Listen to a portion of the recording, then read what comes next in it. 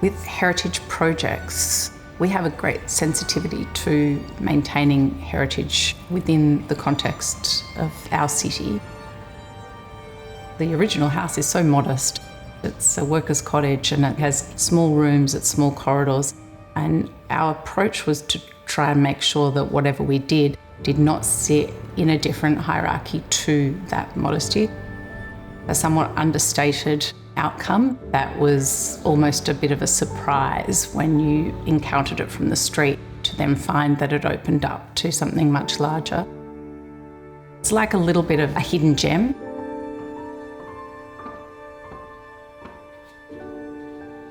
Immediately when you get to the front door and you open the front door, you are presented with the light-filled renovation beyond.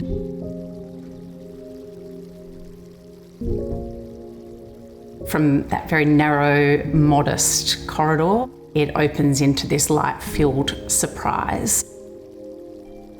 It is a real sense of calm and a sense of escape. We also provided the space with a sculptural type stair that allows the light to flood through the space and also draws you up into the upper level so that it becomes much more active and more inhabited than it might have otherwise been. Our palette is often based in quite warm, comforting and natural tones. They're very comfortable to live in, and they allow also for a client's personality to then dress it differently.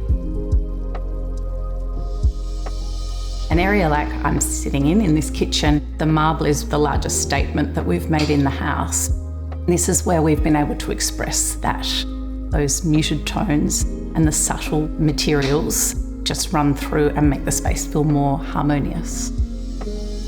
In terms of the materiality of the project, between the context of an original building and its materials, and whether you juxtapose or you try and harmoniously blend, our opinion in our office is that the gravity of the materials is similar. By that I mean, if the building is a masonry building, then the new building should feel as weighty and have the same gravity as the original, or it will feel detached in a way.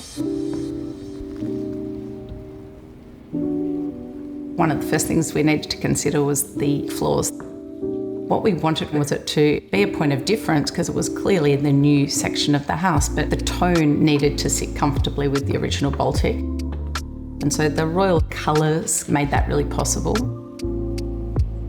Although this house is quite a small footprint, it packs a big punch in terms of its light and its drama, and the warmth of timber was really appealing for that reason. The chevron just elevates the spaces. It gave it an elegance and a grace that I think was representative of the client and the type of spaces we were trying to create. Even just the way that the light falls on the texture of the bricks is quite delicate and soft. And I think that soft, inviting material palette, both internally and externally, that they sit comfortably together, is part of the success that we're trying to find in our projects.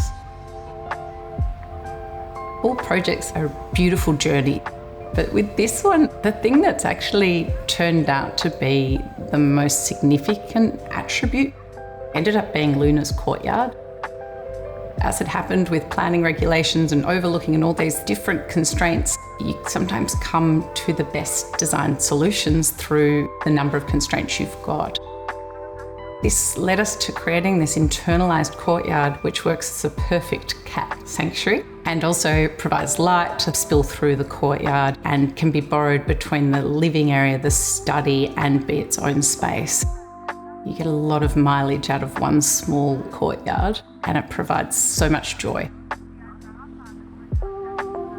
This project allowed the clients to redefine the way they live in the space.